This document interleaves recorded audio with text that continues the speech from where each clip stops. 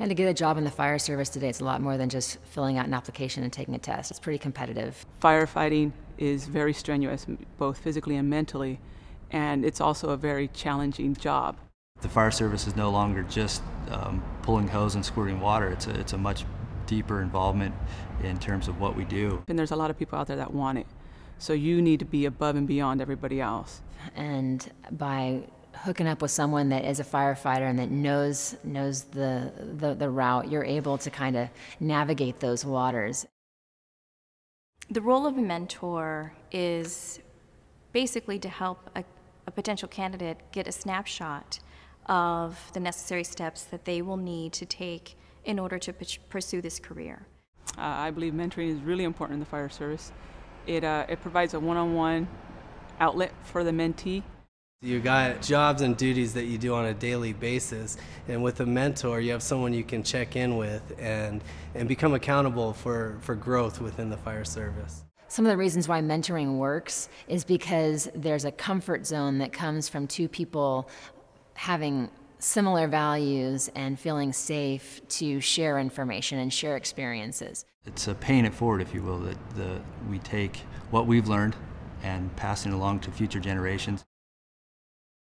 When I knew I wanted to be a firefighter, I didn't know exactly how challenging it would be to do the skills of the job, and I did have a couple mentors, female firefighters, that gave me the opportunity to run through some of those skills. Looking back at myself, I know that I had mentors, whether they knew they were my mentors or not. It was somebody that I looked up to.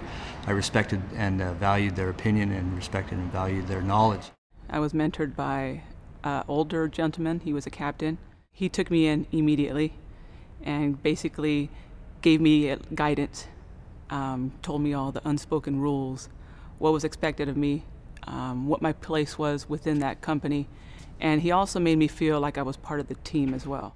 And I think it goes back to the fire academy and that first day trying to tie that bowline and had no idea which end of the rope was which, and by the end of that day I was tying them behind my back with my eyes closed because they imparted that wisdom and they gave me that one tip that clicked.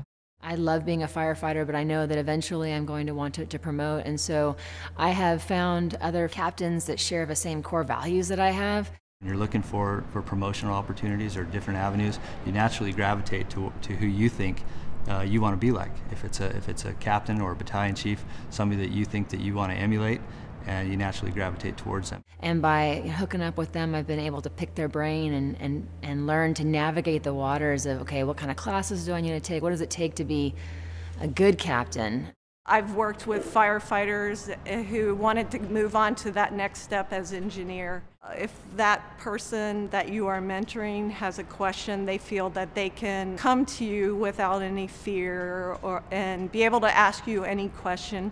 I've been working with mentors since I joined the fire service. She was able to mentor me and teach me aspects of becoming an engineer, and seeing her motivated and driven by her promotion, it lit a fire under me and helped me want to become an engineer. We also include information about nutrition, physical fitness, and making sure that the potential candidate understands that physical fitness has to become a way of life for them. And the CPAT is an excellent measuring tool to see, okay, where are you shaping up here? What do you need to work on so that you're really able to be the best you can be when you're taking the fire tests?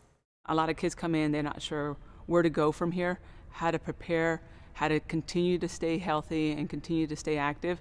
So I think CPAT is a great starting point. We could get them right before they can make some pretty crucial mistakes in their career. That one-on-one contact with the individual during the CPAT practice day, it really helps, and their confidence has increased. And they feel like, okay, yeah, I'm going to be able to accomplish this. It benefits a department to mentor so that we can provide a supportive environment for any potential candidates. And I think that any agency that participates or encourages a mentoring program, such as many agencies are doing now, I think is a great step forward, and it needs to be encouraged. Mentoring a candidate allows our organization to learn more about the person, and that particular candidate to learn more about our organization. It's going to create a more well-rounded employee. It's going to put an employee to work that comes in and knows the job, knows what's expected of him or her. better prepared, more training, and I feel that they're going to be able to handle the process a lot better than somebody that hasn't been mentored. I definitely would encourage anyone in the organization, whether you are someone that's brand new, someone that's been in the department for 25 to 30 years, we each have lessons to help leave the department better than we found it the day before. For me, when I mentor somebody, it's personal satisfaction when you see them asking questions and the personal growth that they have in that experience in the mentoring process.